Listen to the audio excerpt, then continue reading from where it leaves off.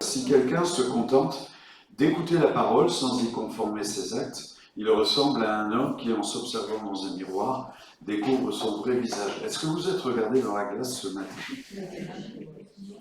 Est-ce que vous avez découvert votre vrai visage? Ouais? Ça vous a plu?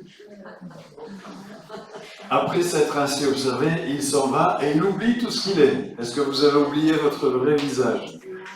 Au contraire, un homme qui plonge ses regards dans la loi parfaite qui donne la liberté, qui lui demeure fidèlement attaché au lieu de l'oublier après l'avoir entendu, qui conforme ses actes, cet homme sera heureux dans tout ce qu'il fait. On a une recette de bonheur. Alors pourquoi ce préambule? Déjà,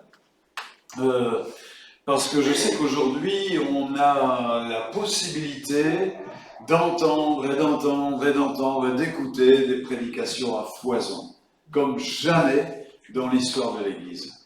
C'est pas vrai? Seulement, Jacques ici, il n'avait pas Internet, Jacques, mais il est en train de dire, mais ça sert à rien si, après avoir entendu un message, on l'oublie et qu'on ne le met pas en pratique. Et je crois que c'est bon de se rappeler ça.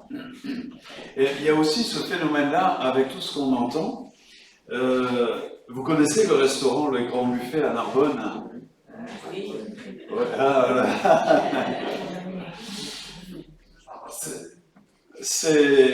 c'est pas un restaurant où il faut aller n'importe comment. Je me souviens, une fois où on est allé, j'avais été surpris de voir cette personne qui, dans la même assiette, avait du homard, du foie gras, des carottes râpées, enfin voilà, avait tout mélangé. Et c'est pas comme ça qu'on mange. Vous êtes d'accord avec moi? Et c'est pareil quand on va prendre des prédications partout, c'est un peu YouTube, c'est un peu le grand buffet des prédications.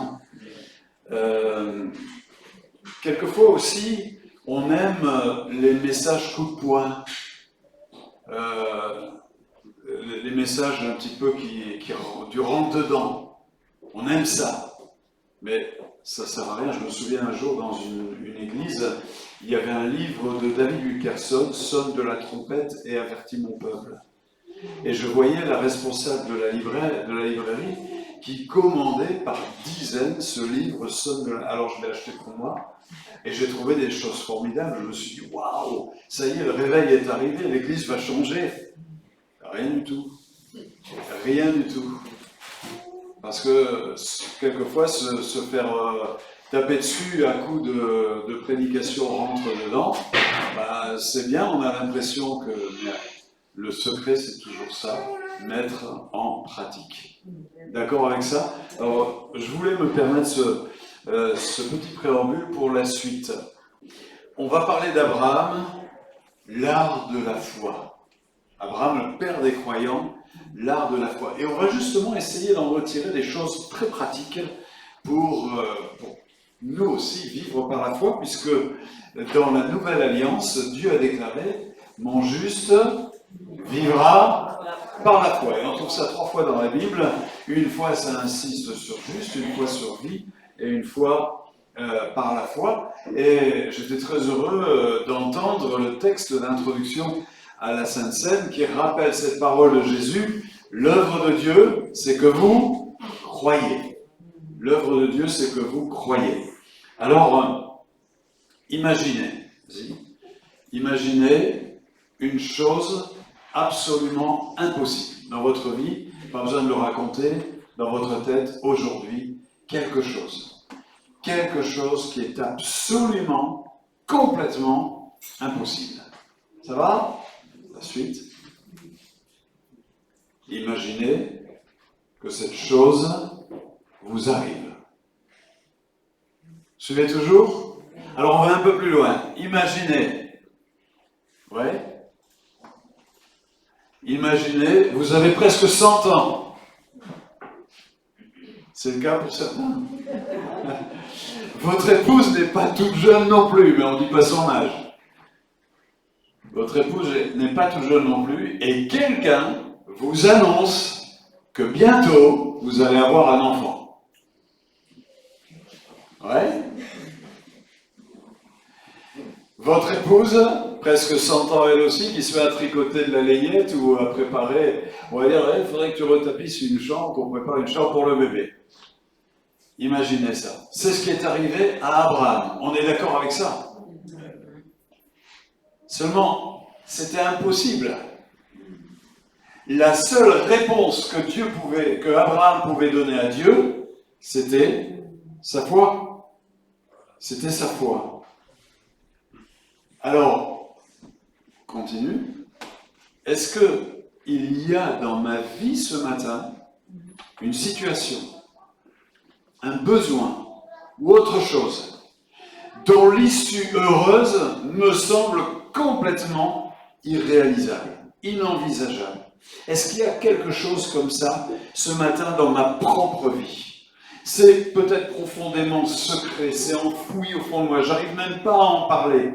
Mais je me dis, c'est complètement impossible. Eh bien, devant ce genre de promesse, on ne peut rien faire à part une chose, croire. Comment ça marche? C'est ça qu'on va voir ce matin. Abraham a pratiqué l'art de la foi face à une situation complètement impossible. Et en regardant comment Abraham a fait, on va comprendre et on s'aperçoit dans le texte qui vient juste après, que c'est pas si compliqué que ça. Il y a 2 ou 3 choses à savoir et je voudrais vous dire une chose, ça marche. Alors, voilà le texte de Romains, chapitre 4, 17. L'apôtre Paul fait un résumé de la démarche d'Abraham. Dieu donne la vie aux morts. Il appelle les choses qui ne sont pas comme si elles étaient. Espérant contre toute espérance, Abraham crut, en sorte qu'il est devenu le père d'un grand nombre de nations, selon ce qui lui avait été dit, telle sera ta postérité. À l'époque, Dieu lui avait dit, compte les étoiles si tu peux les compter. À une époque où on avait dénombré qu'il y avait 1080 étoiles dans le ciel, pas une de plus. Et Dieu déjà laissait entendre l'idée d'un univers en expansion et infini, illimité. Parce qu'il a comparé le nombre d'étoiles au nombre de grains de sable qu'il y avait sur les plages. Déjà, vous voyez, dans la Bible, il n'y a pas besoin d'expliquer les choses à Dieu, il les connaît, et pour cause, c'est lui qui les a faites. Sans faiblir dans la foi, Abraham ne considéra pas que son corps était déjà usé, puisqu'il avait près de 100 ans, et que Sarah n'était plus en état d'avoir des enfants. Il ne douta pas par incrédulité au sujet de la promesse de Dieu, mais il fut fortifié par la foi, en donnant gloire à Dieu, ayant la pleine conviction que ce qu'il promet, il peut aussi l'accomplir. Bien, la première chose qu'on va retenir de l'art, la pratique de l'art de la foi par Abraham, c'est déjà de savoir faire un choix. Espérant contre toute espérance, Abraham crut. Ça veut dire que dans cette situation, il n'y avait aucune possibilité. C'était impossible. Avoir un enfant à 100 ans, c'était impossible, et ça l'est encore aujourd'hui, même si la médecine a fait certaines choses, c'est complètement impossible. Il n'y a aucun paramètre, il n'y a aucune donnée, il n'y a aucun phénomène de hasard qui peut faire que ça soit possible. Ça, c'est ce qu'il a vu à Abraham. Aucune espérance. Mais il a décidé d'espérer en croyant. C'est un choix. Et ce matin, s'il y a en nous quelque chose qui est là où on dit c'est complètement impossible, nous avons la possibilité de faire ce choix et de décider de croire. Amen. Oui? Alors on va plus loin. Si aujourd'hui, je choisissais de croire, si aujourd'hui, je décidais de croire. Mais croire quoi? Croire quoi? On a des textes où Jésus a dit tout est possible, tout ce que vous demandez en croyant, en priant, croyez que vous l'avez reçu. Il y a ce tout qui est là. Mais tout n'a jamais voulu dire n'importe quoi. Ouais? Tout n'a jamais voulu dire n'importe quoi. Croire quoi? Eh bien, croire la promesse. Abraham a cru la promesse.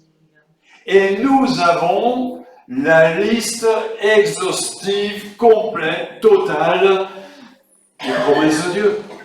C'est notre Bible. C'est notre Bible. Et c'est comme ça que ça va se passer. Le point de départ qui va m'amener à choisir, à décider de croire, c'est quand je vais trouver dans la Bible le texte qui répond à ma question. Ça vous est déjà arrivé, ça? D'avoir un texte, on a l'impression qu'il sort de la page, là.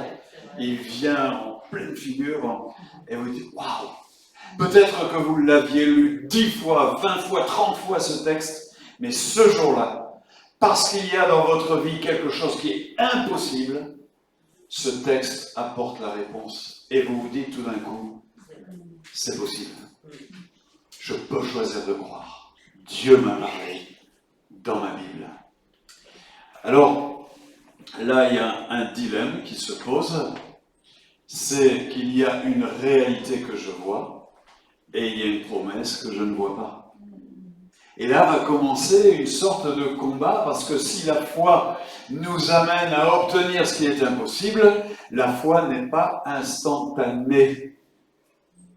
Aujourd'hui, on est dans le temps zéro, il faut que ce soit instantané. Vous avez remarqué, notre système actuel, maintenant, c'est bien connu, c'est familier, mais quelqu'un, ouais, t'as pas reçu mon email, t'as pas répondu à mon mail. Et tu l'as envoyé quand? Ben, il y a 10 minutes. Ah ouais, mais laisse-moi le temps quand même. Et aujourd'hui, tout doit être instantané, tout est instantané. Il faut que ça aille vite. Presque, vous savez, ces grandes boutiques en ligne, là comme Amazon, qui presque arrivent à deviner ce que vous allez acheter et déjà expédient le colis avant même que vous l'ayez commandé. Et il n'est pas loin de chez vous, et vous le commandez, et un quart d'heure après, c'est déjà là. Et vous dites, ouais, c'est super, hein? C'est super.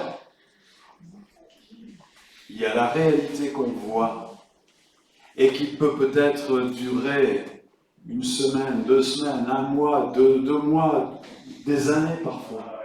C'est la réalité qu'on voit. Et puis il y a ce choix que j'ai fait de croire en une promesse que je ne vois pas. Et ça va être le dilemme, ça va être le combat. Mais comment je vais réussir à trouver la clé qui va me permettre de résoudre ce dilemme? Eh bien, cette clé, elle est dans la connaissance de Dieu. Vous avez vu dans le texte, c'est écrit « Dieu donne la vie aux morts ». Il y a 3 choses. Dieu donne la vie aux morts. Waouh! Qu'est-ce qu'il y a de plus impossible et irrémédiable que la mort? Quelle est la situation qui ne peut pas se renverser, se retourner? C'est la mort. Et pourtant, Dieu, lui, il est capable de renverser ça. Regardez Lazare, et regardez dans la Bible. Et Paul dit ici que Abraham savait que Dieu est capable de donner la vie aux morts. Quelquefois, c'est un corps qui est mort, et on le voit dans la Bible, il y a des résurrections, et aujourd'hui encore, on a des témoignages de résurrection dans l'Église. Mais ça peut être une situation qui est morte. Vous savez, quelqu'un qui dit « je ne peux plus rien faire pour vous » ou quelqu'un qui dit « tu n'y arriveras jamais », c'est des paroles de mort, ça. Quelqu'un qui dit « tu ne seras pas capable », tu n'es pas à la hauteur. Ou quelqu'un qui dit « c'est trop tard ». C'est des paroles de mort, ça. Mais on a un Dieu qui donne la vie aux morts. Et ça, Abraham en était convaincu. La deuxième chose, c'est qu'il appelle les choses qui ne sont pas comme si elles étaient. Ça, c'est formidable de la part de Dieu. Dieu n'a pas de dilemme. Il n'a pas notre dilemme. La réalité qu'on voit parle des choses qui ne sont pas. Et la réalité qu'on ne voit pas parle des choses qui sont. Ça va, vous m'avez suivi là dans ma phrase? La réalité qu'on voit parle des choses qui ne sont pas. Et les promesses qu'on ne voit pas parlent des choses qui sont. En d'autres termes, la promesse que je ne vois pas est plus vraie que la réalité que je vois. Ah. Et Dieu ne parle pas de la réalité que je vois. il parle des promesses que je ne vois pas et il les appelle comme si elles étaient déjà. C'est ce qu'on va retrouver dans Hébreux 11. La foi, c'est la garantie des choses qu'on ne voit pas. La foi, c'est la substance, c'est le corps, c'est la matière des choses qui ne sont pas encore visibles et qui vont le devenir parce que j'ai choisi de croire. Prenez par exemple ce texte, et on pourrait en trouver plein comme ça dans la Bible. Quand Dieu dit par exemple, mon fils, donne-moi ton cœur. Je trouve ça formidable cette phrase. Parce que tant que je n'ai pas donné mon cœur, je ne suis pas fils. Je ne peux pas être un des fils de Dieu tant que je ne lui ai pas donné mon cœur. Et pourtant, Dieu vient vers moi et dit, mon fils, alors que je ne lui ai pas encore donné mon cœur, il dit, mon fils, donne-moi ton cœur. Il appelle les choses qui ne sont pas comme si elles étaient. Et vous pouvez vous amuser en lisant la Bible à trouver ce genre d'expression où vous voyez que Dieu appelle les choses qui ne sont pas comme si elles étaient. Ça veut dire qu'il ne regarde pas à ma faiblesse. Il sait que je suis faible, mais il m'appelle fort. Il sait que je suis limité, mais il m'appelle puissant. Ton Dieu a décrété ta puissance. Il sait que j'ai du mal à comprendre, mais il m'explique quand même des choses et il m'ouvre l'esprit pour que je puisse accéder, comme on l'a entendu, à cette révélation. Et puis la troisième chose, ce qu'il promet, il peut aussi l'accomplir. Dieu ne fait pas de chèque en blanc. Quand il promet des choses, il a la capacité de les accomplir. Dieu ne vient pas vers moi en disant « Ah oui, il y a cette chose, elle était impossible dans ta vie, il n'y avait aucun moyen, tu as décidé de croire parce que tu as été convaincu, tu as lu dans ma parole que je te promettais la réalisation de cette chose, mais je suis désolé en ce moment, je suis un peu débordé, je suis un peu fatigué. » Est-ce que Dieu vient vers nous de cette façon-là? Ou excuse-moi, j'ai dit ça, mais la parole a dépassé ma pensée. Dieu ne dit pas ça. Ou tu sais, je dis ça, mais c'était pour te consoler. Je savais que tu en avais besoin, alors ça a un peu séché tes larmes, mais tu sais, c'est pas vraiment comme ça que ça se passe. En d'autres termes, t'as quand même pas cru ça. Vous imaginez ça? Dans la Bible? Non. Ce qu'il promet, il peut aussi l'accomplir. La première clé qui va m'aider à résoudre, la clé qui va m'aider à résoudre le dilemme entre ce que je vois et la promesse, c'est de connaître Dieu. Et quel est le meilleur moyen de connaître Dieu? C'est exactement comme pour les promesses, c'est la Bible. C'est sa parole. Quelqu'un a dit que la Bible, c'était la lettre d'amour du Père. On l'a, je crois, ça dans les comptoirs de librairie, la lettre d'amour du Père. Autrefois, les fiancés s'écrivaient des lettres d'amour. Aujourd'hui, on envoie des textos. Mais ces lettres, vous connaissez l'histoire du petit gamin, sa maman dit « Alors, ce matin, tu t'es bien amusé ?»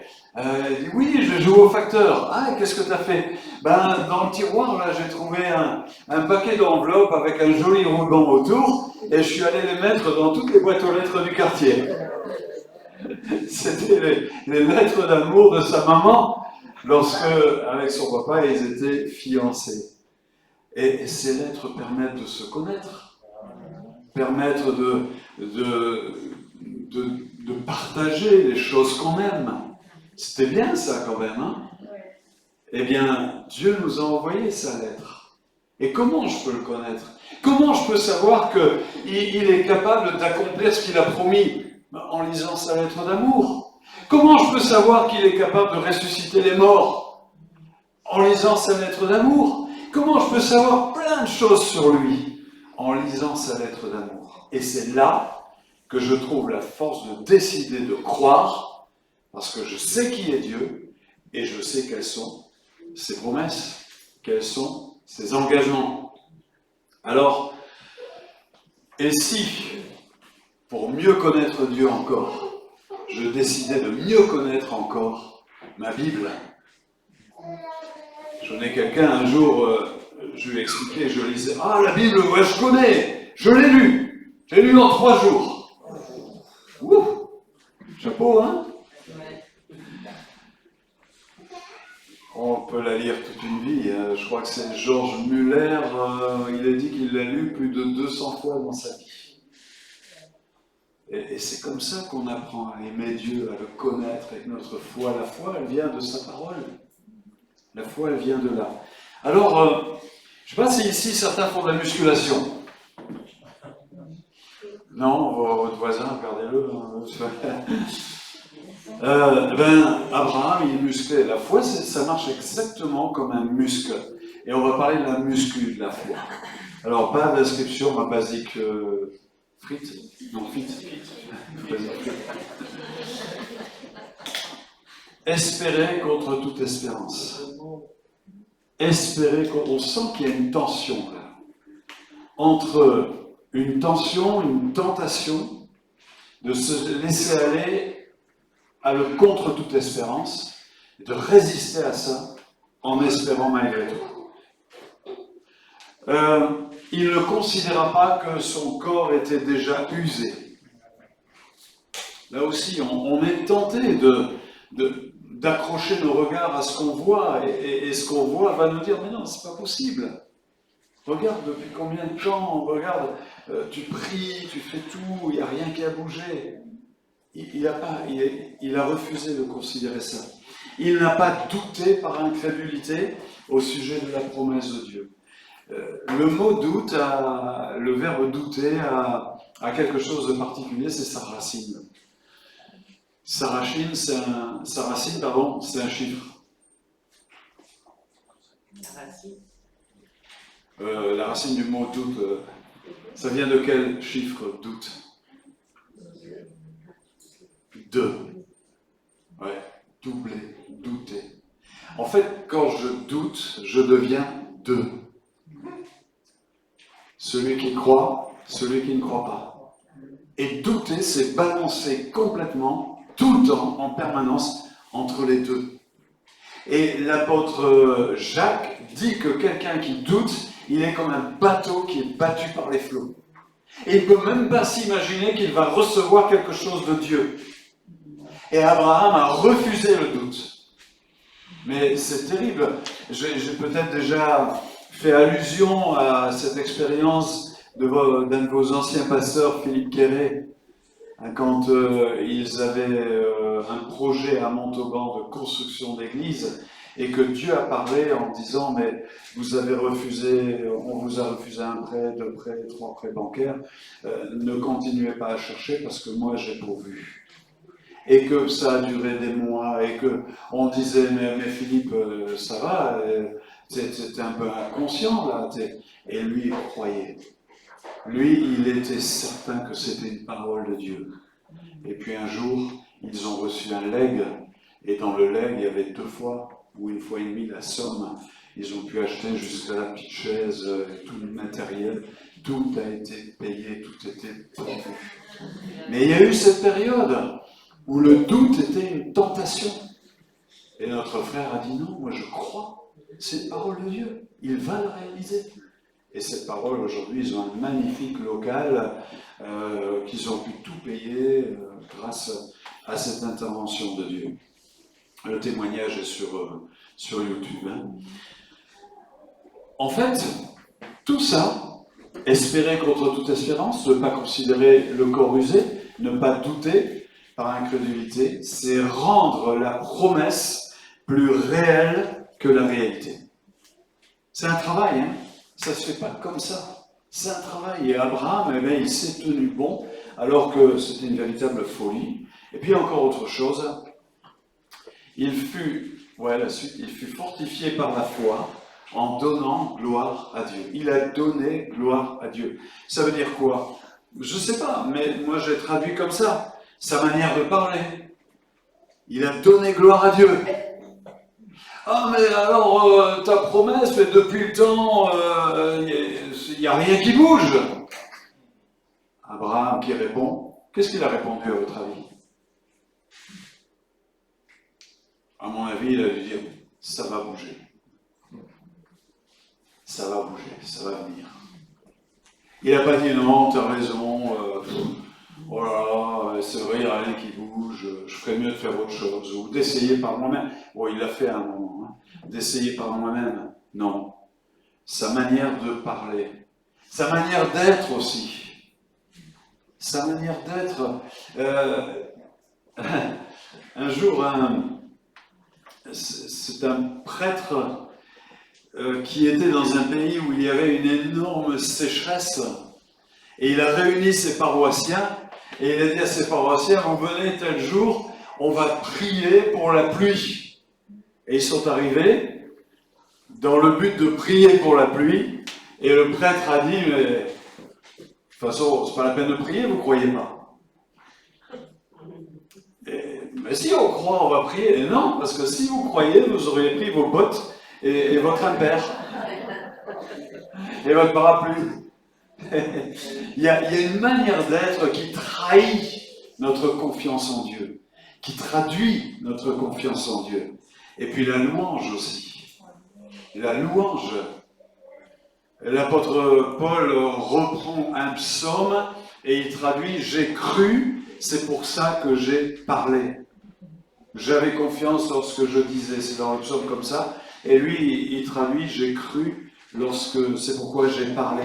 La louange, elle affirme, c'est pas seulement les chants qu'on a chantés, les louanges qu'on a élevées, et ce qu'on fait tous les jours quand on est à la maison ou qu'on se tient devant Dieu, cette louange, mais c'est pas des formules toutes faites.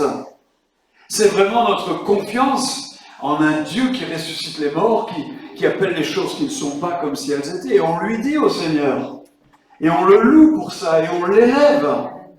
En disant, voilà, tu es celui en qui je crois, et celui en qui je crois, il est comme ça, il est comme ça, et il est comme ça.